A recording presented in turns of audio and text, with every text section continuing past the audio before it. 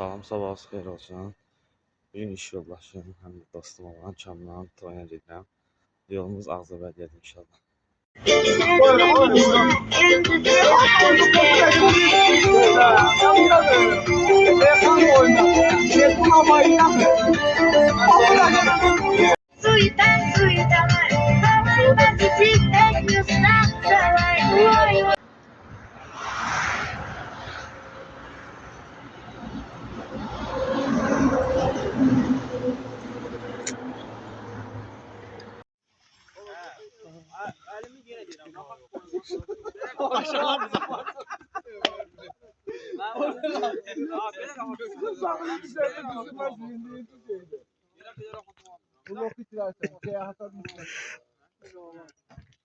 Üzü böyle diyor.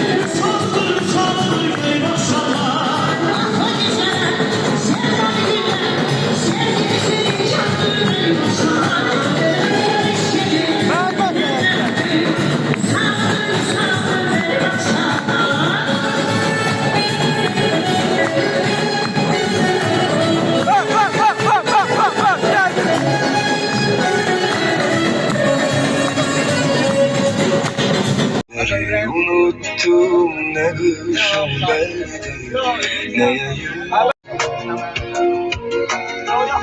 Göresen sen de benimle geceleri gözlerinden gizli gizli yaş dökürsen.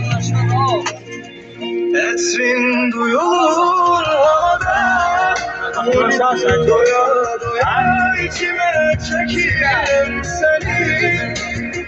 Bir sesini